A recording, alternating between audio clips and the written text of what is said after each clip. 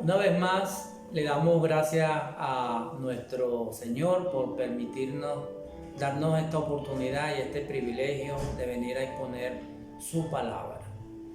Queremos que sea Él quien hable a través de nosotros para que todos seamos edificados, porque eso es nuestro propósito en el día de hoy.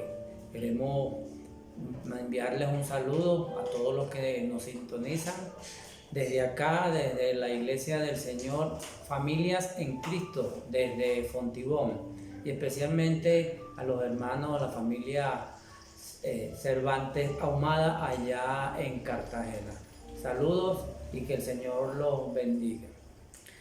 La vez pasada dimos inicio a una serie titulada Conociendo a Dios y comenzamos mostrando los atributos de Dios como una herramienta para poder conocer más a fondo a Dios, porque realmente muchos no basta con decir que hay un Dios, tampoco basta con celebrar la Navidad en diciembre ni Semana Santa para celebrar la muerte y resurrección de nuestro Señor Jesucristo, sino es algo más profundo.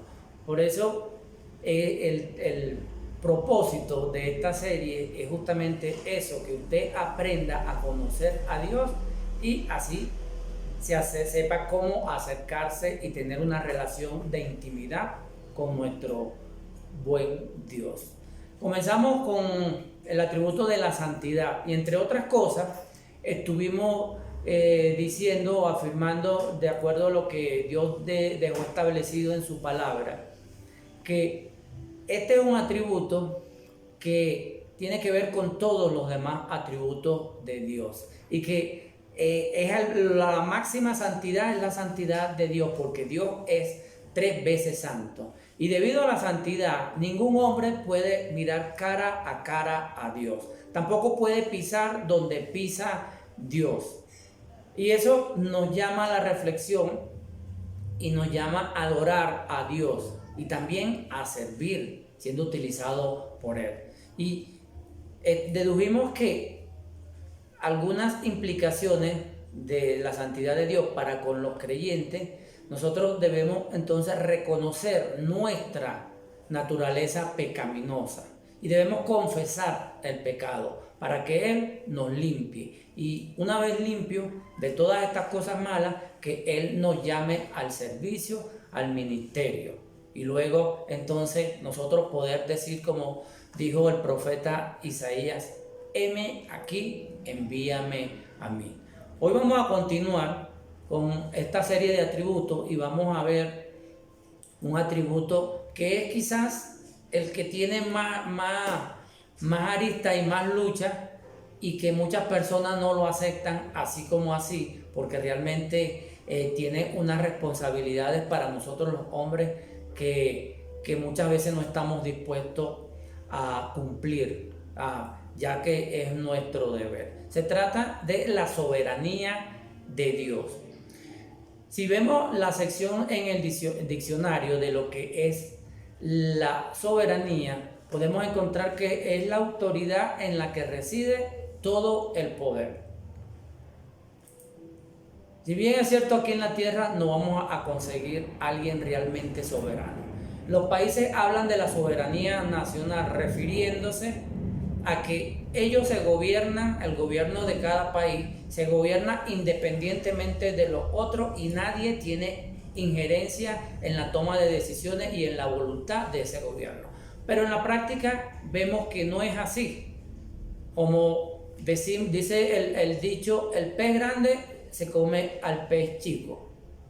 Refiriendo entonces, los países pequeños están sujetos a la voluntad de los países más grandes. También hay diferentes ONG, organismos no gubernamentales, y diferentes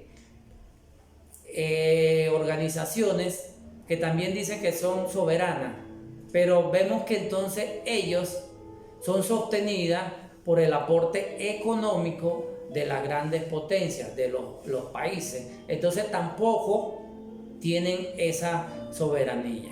Y solamente hay un solo ser que es soberano realmente, y ese es nuestro buen Dios. Solamente Dios es soberano. Dios tiene toda la autoridad sobre toda su creación y tiene absoluto control sobre cada tiempo y cada situación que ocurre en el universo. Solamente Dios es soberano. Y es por esto que muchos no aceptan a la soberanía de Dios, sobre todo las personas que aún no lo conocen y no han confesado a Jesucristo como Señor y Salvador.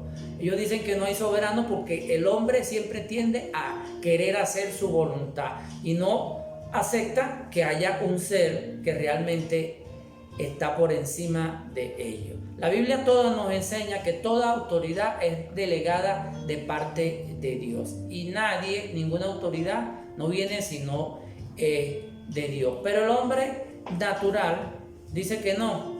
He escuchado muchas veces a muchas personas decir: yo mismo me hago mi destino, cuando eso no es así. Y nuestro propósito hoy es demostrar que el único soberano es Dios. Y la soberanía de Dios tiene que ver con toda la creación y con cada suceso que ocurre a nivel mundial. Todas las cosas pasan porque Dios las permite. Y estas cosas suceden porque Dios las permite, porque con un propósito. Y aunque tiene que ver con todas las cosas de la vida, hoy nos queremos enfocar solamente en una parte de la soberanía de Dios.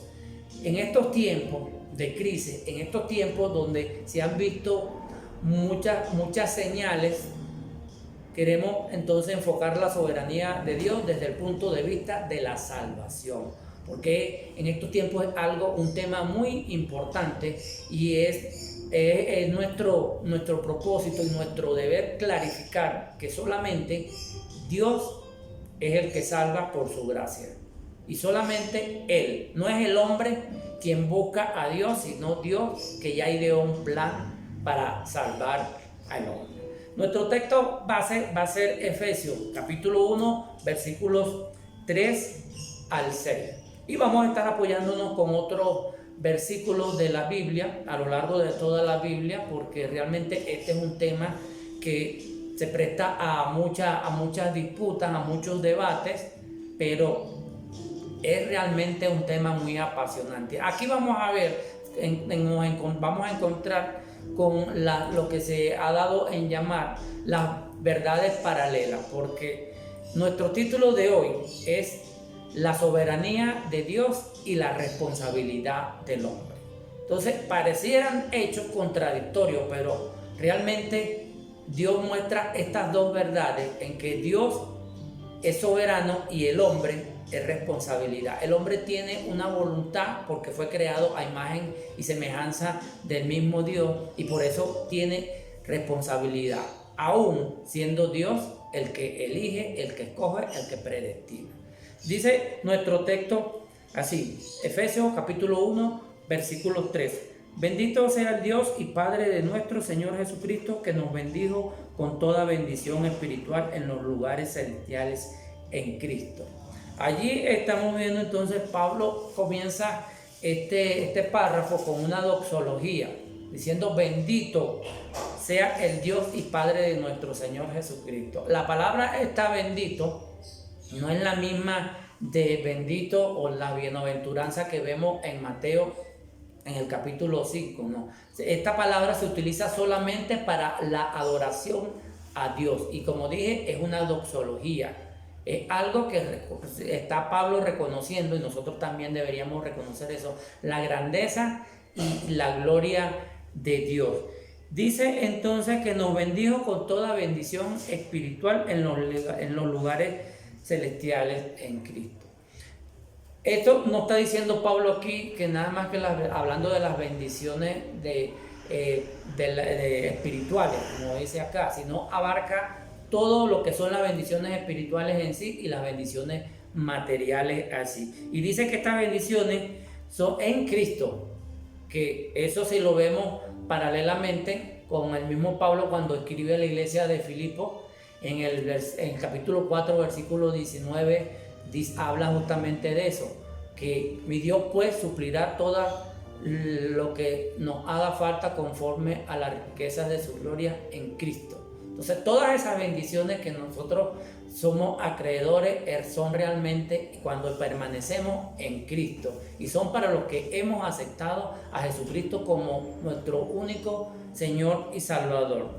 Y no vamos a profundizar mucho en esto porque queremos resaltar es la soberanía de Dios en cuanto a la salvación del hombre.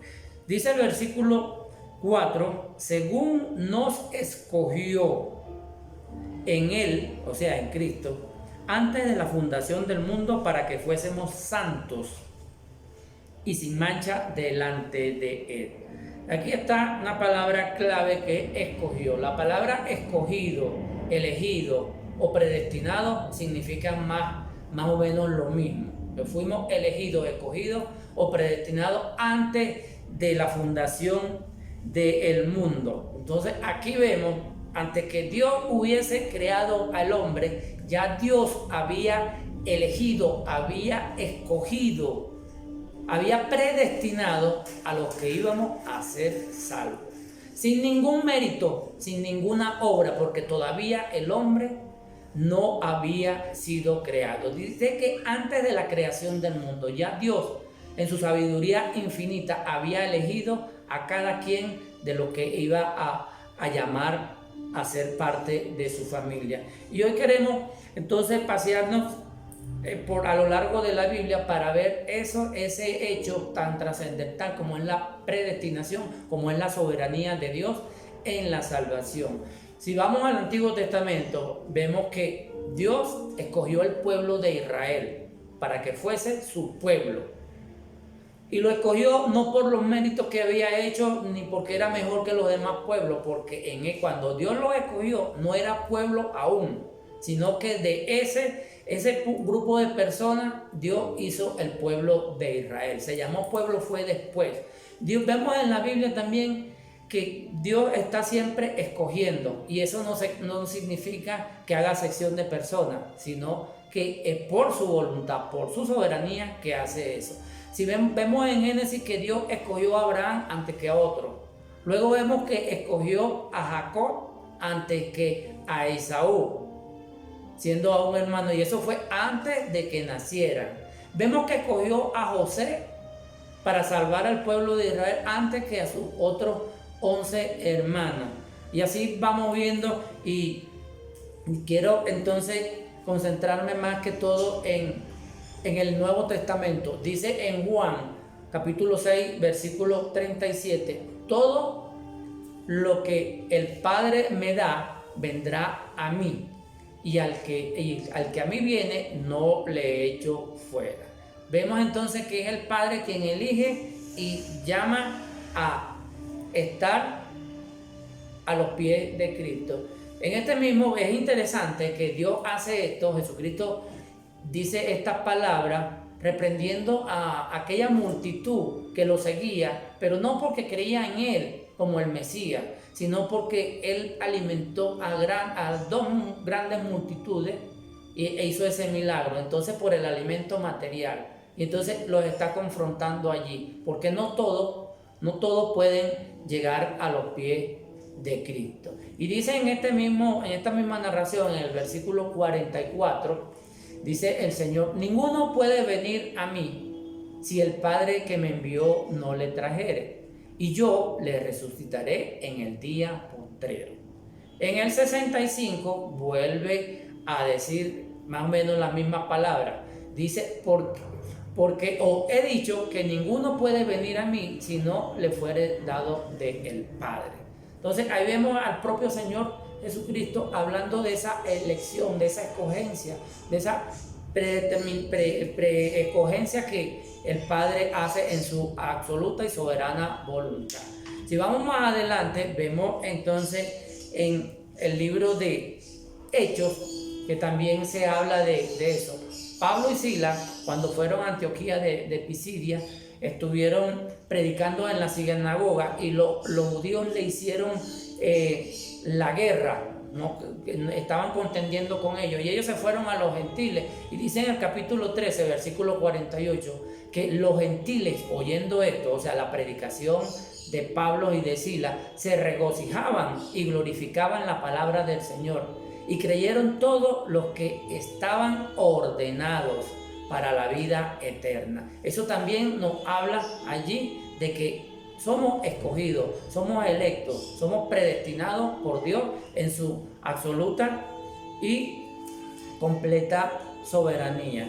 Pero hay más. Si vemos en la epístola a los romanos, el mismo Pablo le dice en el capítulo 8, versículo 29, dice lo siguiente: porque a los que antes conoció, también los predestinó para que fuesen hechos conforme a la imagen de su Hijo, para que Él sea el primogénito entre muchos hermanos.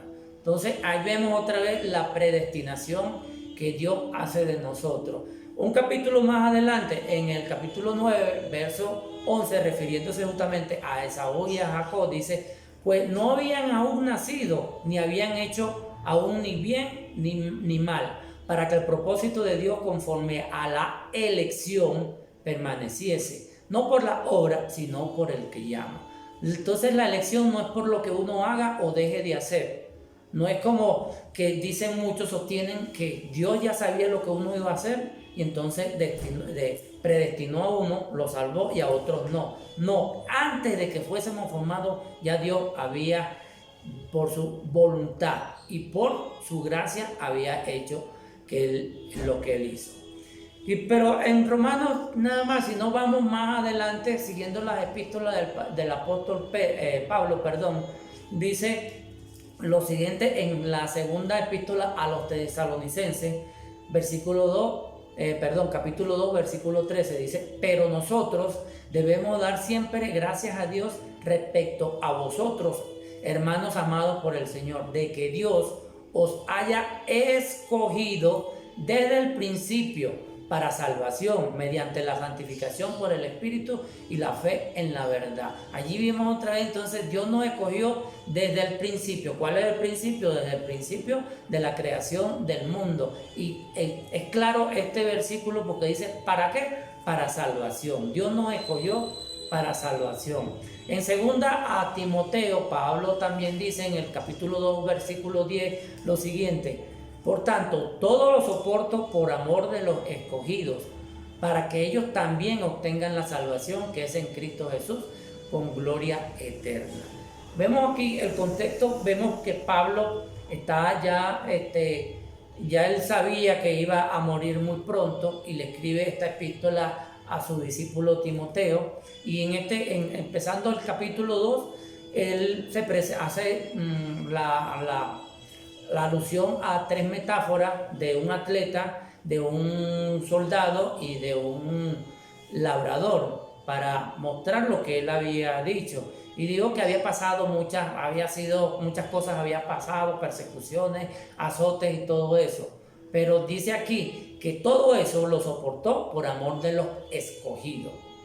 Y quiero detenerme un momento aquí porque muchos dicen: bueno, pero si ya Dios nos escogió a los que van a ser salvos, entonces ¿qué vamos a nosotros a estar predicando el Evangelio? Esto es con muchos de los cristianos.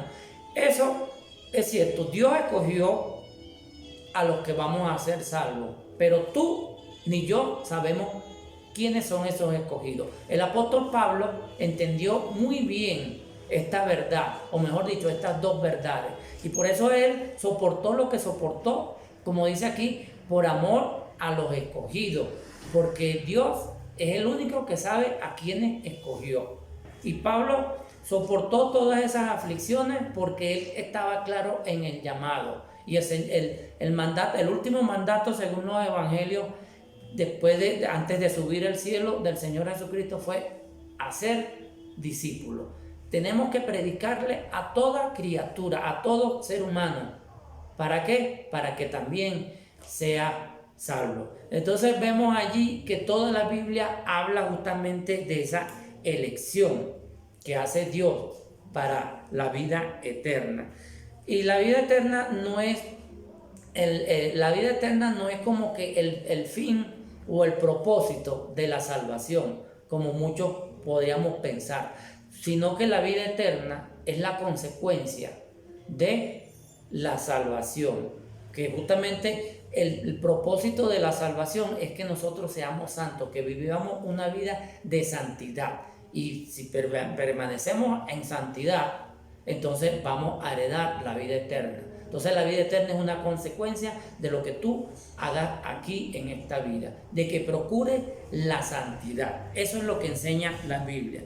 Y dice en el versículo 5, entonces, ¿por qué Dios hace esta elección? Dice aquí en amor. Vean que el versículo 5 comienza justamente con eso, con esa palabra, en amor. Por amor, Dios hizo esta elección. Y recordamos entonces Juan 3:16, un versículo súper conocido, aún conocido por los no creyentes.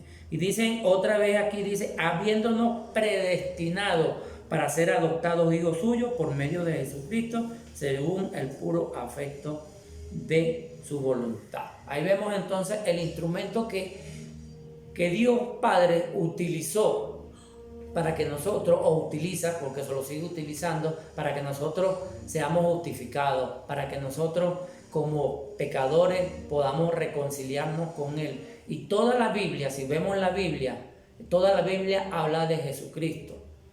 Y toda la Biblia no es más que el plan de reconciliación del hombre con Dios. Y ya Dios tenía ese plan.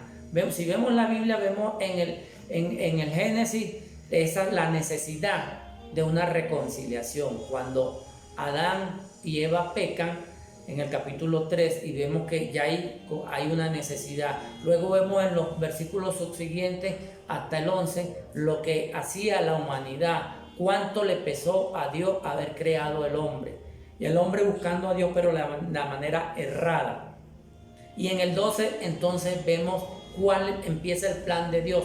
Cuando llama a Abraham y le dice en el capítulo 12, versículo 3, bendijere a los que te bendijeren y a los que te maldijeren los maldeciré. En ti serán benditas todas las familias de la tierra. Allí se refería a esa simiente, a Jesucristo como Señor y Salvador, cuyo sacrificio nos iba a reconciliar con Dios. Y desde Génesis 12 hasta Malaquías vemos todo el plan de Dios, de los profetas llamando al arrepentimiento y hablando de Jesucristo, de la venida de ese Mesías. Luego vemos entonces en los evangelios, vemos a ese instrumento de la reconciliación de Dios con el hombre, encarnando y llevando el mensaje de salvación. Luego vemos en el capítulo, en el libro de los Hechos, la proclamación de ese mensaje que había dejado establecido nuestro Señor Jesucristo. Y luego entonces vienen en las epístolas un bloque que son las implicaciones de nosotros como elegidos, como santificados, como justificados ante Dios. Y vemos después la última parte en el libro de Apocalipsis, la consumación de esta reconciliación. La Biblia dice que los que nos reconciliamos con Dios, al haber aceptado ese regalo del sacrificio de Jesucristo, vamos a resucitar a vida eterna, pero los que no van a resucitar a muerte eterna. Entonces podemos ver claramente que es el plan de Dios, el reconciliar al hombre con Dios. Y muchos dirán, bueno, pero entonces ¿cómo vamos nosotros cuál es la responsabilidad del hombre?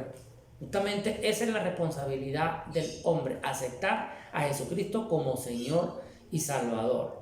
Los profetas llamaban al pueblo, los profetas del Antiguo Testamento, al pueblo de Israel a arrepentirse, a volverse al Dios que los sacó de esclavitud y allá de Egipto, a dejar los ídolos por los cuales estaban ellos adorando y a volverse al único Dios verdadero.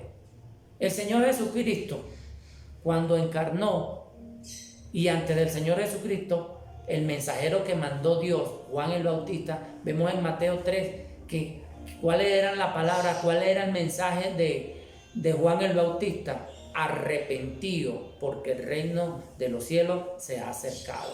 Y en el capítulo siguiente, en el 4, en el versículo 17, Jesucristo, comenzando su ministerio, tiene las mismas palabras: arrepentido, porque el reino de los cielos se ha acercado.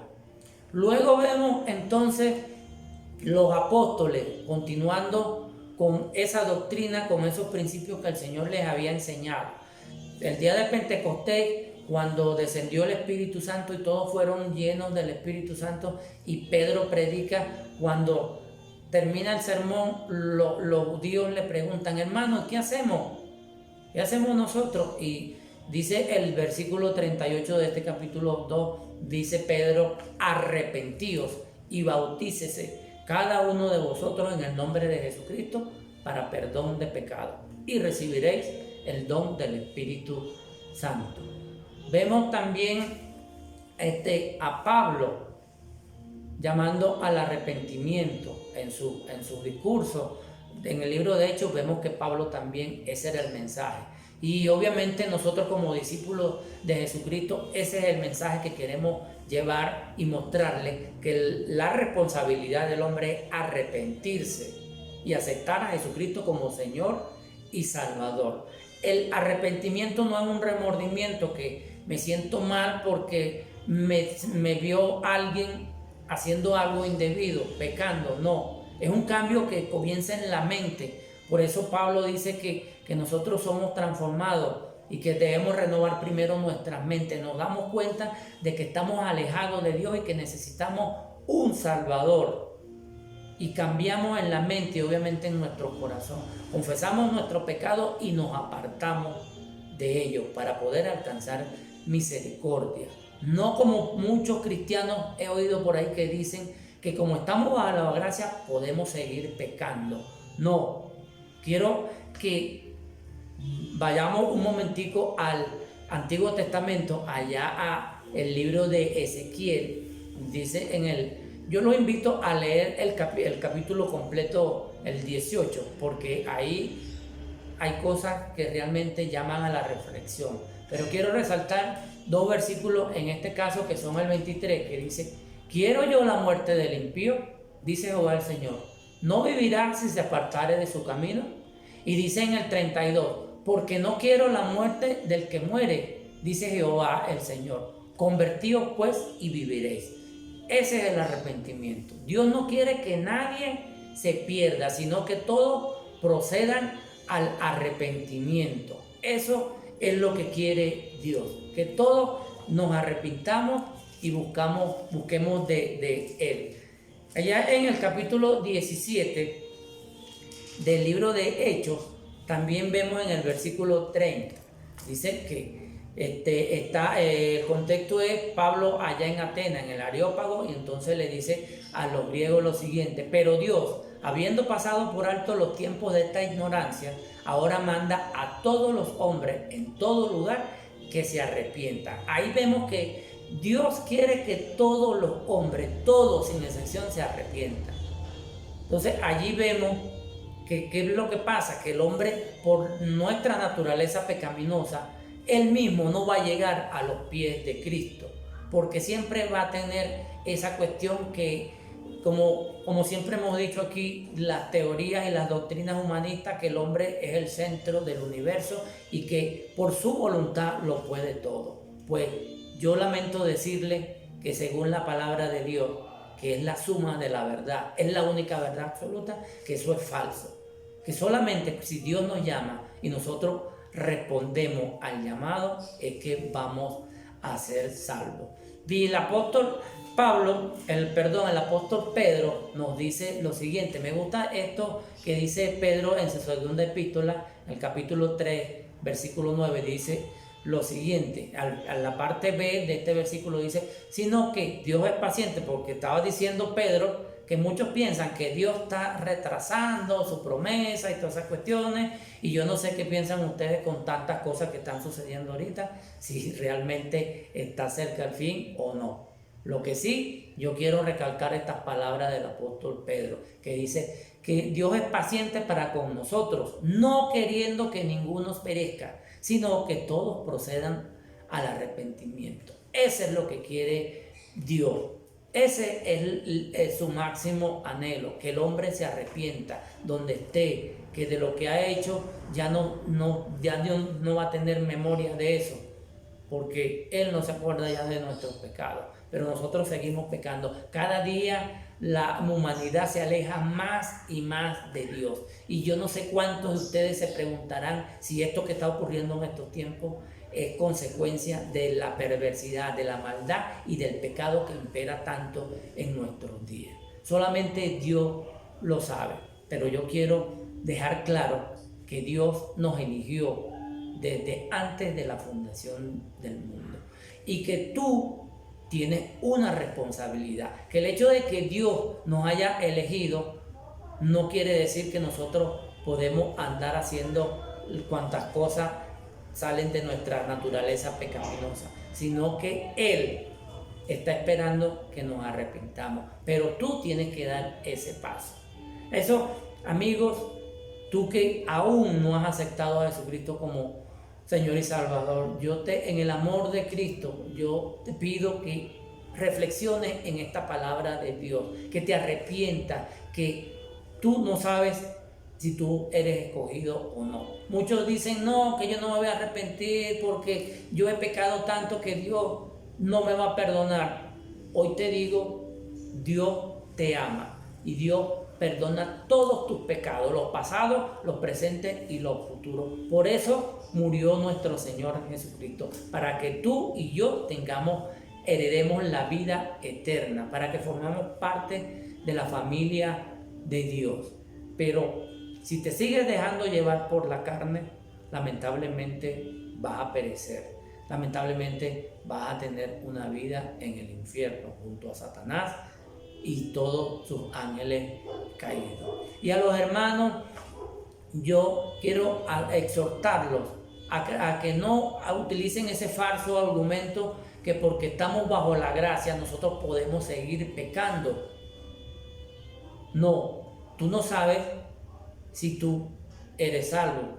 Puedes estar en la iglesia, pero eso no garantiza la salvación. Dios ve nuestros corazones y hay muchas personas en diferentes iglesias que quizás no sean salvos.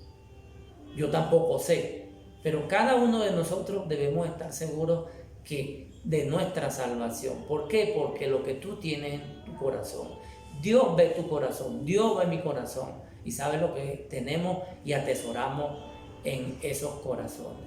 Por tanto, yo te insto, te animo a que dejes de estar pecando, porque Dios está viendo lo que tú estás haciendo. Y te animo a volver a leer el capítulo 18 de Ezequiel para que te arrepientas y comprendas esta verdad. Dios es el único soberano y nada pasa en este mundo si no lo permite Él. Si Él te escogió, entonces procura con temor y temblor tu salvación. Queremos bendecirlo y queremos hacer una breve oración aquí para darle las gracias al Señor y pedirle por todas esas almas que aún no se han reconciliado con Él. Señor, queremos darte gracias por tu palabra, porque tú la dejaste escrita para que nosotros te conociéramos. Queremos pedirte perdón en nombre de la humanidad por las cosas malas que cada día nos alejan más de ti. Y queremos darte gracias porque tú, en tu absoluta soberanía y voluntad, nos escogiste antes de la fundación del mundo. Queremos darte toda la honra y toda gloria y pedirte que tú llenes nuestro ser con tu Espíritu Santo y que tu palabra more en nosotros para que nosotros comprendamos cuál es nuestra responsabilidad. Que el Señor les bendiga y como siempre ha sido un placer. Escudriña la palabra de Dios, ora, comunícate con Él en oración y que el Señor nos continúe utilizando. Bendiciones.